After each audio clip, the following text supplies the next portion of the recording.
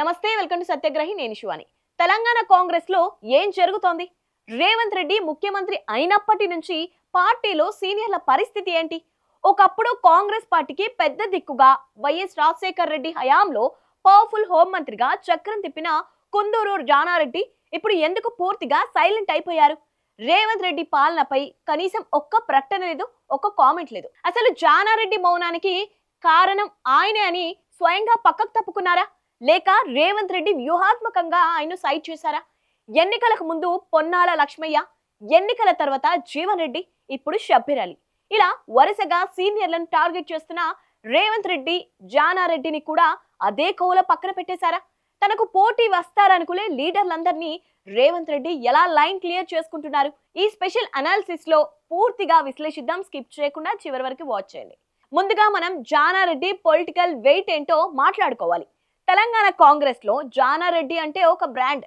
ఉమ్మడి ఆంధ్రప్రదేశ్ లో సుదీర్ఘ కాలం మంత్రిగా పనిచేసిన రికార్డు ఆయన సొంతం.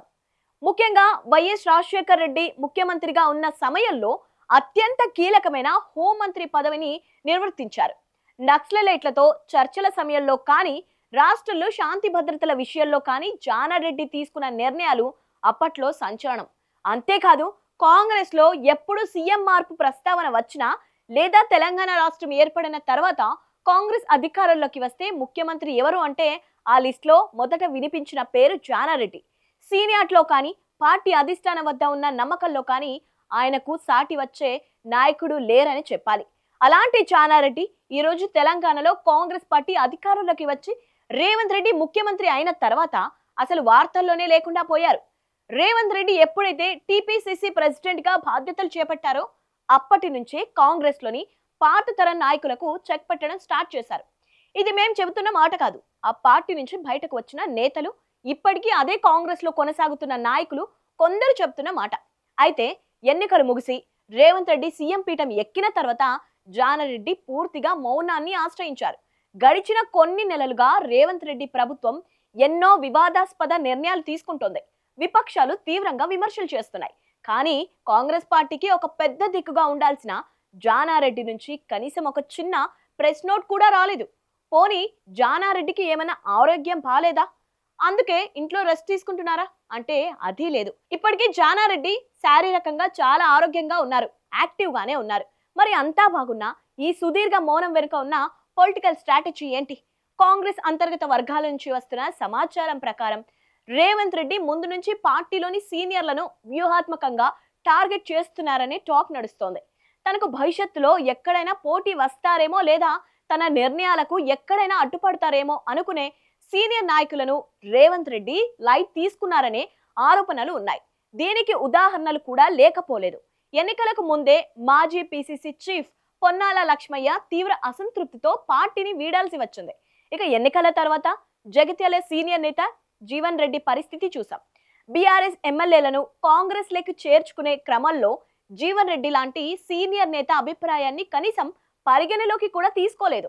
దీనివల్ల జీవన్ రెడ్డి తీవ్ర అవమానానికి గురై పార్టీలో ఒంటరి అయ్యారు. దాదాపు ఆయనను పార్టీ నుంచి పంపించేసినంత పని చేశారు. ఈ అవమానాలను భరించలేక చివరికి ఆయనే కాంగ్రెస్ ను వీడి బీఆర్ఎస్ లో చేరారు. ఈ ఇద్దరు సీనియర్ల విషయంలో రేవంత్ రెడ్డి అనుసరించిన వ్యూహమే ఇప్పుడు మిగతా సీనియర్లకు ఒక హెచ్చరికలా మారింది. ఇక తాజాగా వినిపిస్తున్న పేరు షబ్బీర్ అలీ. మైనార్టీ నేతగా కాంగ్రెస్ లో సుదీర్ఘ కాలంగా ఉన్న షబ్బీర్ అలీని కూడా బయటకు పంపేందుకు, లేదా పార్టీలో ప్రాధాన్యత తగ్గించేందుకు కుట్రలు జరుగుతున్నాయనే పుకార్లు షికార్లు చేస్తున్నాయి. షబ్బీర్ అలీకి పోటీగా కామారెడ్డిలో ఇతర లీడర్లను రేవంత్ రెడ్డి ఎంకరేజ్ చేస్తున్నారనే టాక్ నడుస్తోంది. ఈ మధ్య జరిగిన కొన్ని సంఘటనలు కూడా కొన్ని రుజువు చేశాయి. ఈ వరుస పరిణామాలను గమనిస్తే జానారెడ్డి ఎందుకు మౌనంగా ఉన్నారో అర్థం చేసుకోవడం పెద్ద కష్టమేమి కాదు. నిజానికి జానారెడ్డి లాంటి అంతటి అనుభవం ఉన్న సీనియర్ నేతను రేవంత్ రెడ్డి ప్రభుత్వం సరిగ్గా ఉపయోగించుకోవచ్చు. ప్రభుత్వానికి పెద్ద దిక్కుగా ఉంచుతూ అవసరమైతే ఆయనకు ఒక ఉన్నతమైన సలహాదారు పదవిని ఇచ్చి గౌరవించవచ్చు. కానీ రేవంత్ రెడ్డి జానారెడ్డిని కనీసం పట్టించుకున్న పాపాన పోలేదనేది పొలిటికల్ సర్కిల్స్ లో నడుస్తున్న టాక్.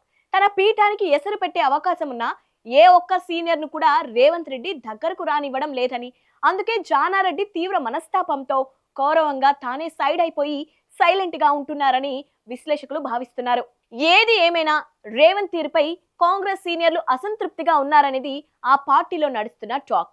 దశాబ్దాల కాలం పాటు పార్టీని నమ్ముకొని ఉన్న సీనియర్లను రేవంత్ రెడ్డి ఇలా ఒకరి తర్వాత ఒకరిని సైడ్ చేసుకుంటూ పోవడం కాంగ్రెస్ భవిష్యత్తుకు మంచిదేనా అని కొందరు నాయకులు బహిరంగంగానే ప్రశ్నిస్తున్నారు. రేవంత్ రెడ్డి అనుసరిస్తున్న రాజకీయాలతో కాంగ్రెస్ లో సంక్షోభం నెలకొంటోందని చెబుతున్నారు. మరి జానారెడ్డి లాంటి పెద్దాయన మౌనం తుఫాను ముందు వచ్చే ప్రశాంతత, లేక కాంగ్రెస్ లో కొత్త గ్రూప్ రాజకీయాలకు పునాదా అనేది కాలమే నిర్ణయించాలి. ఈ వీడియో నచ్చినట్టయితే లైక్ చేయండి, షేర్ చేయండి. ఇలాంటి పొలిటికల్ అప్డేట్స్ కోసం మా ఛానల్ని ఇప్పుడే సబ్స్క్రైబ్ చేసుకోండి.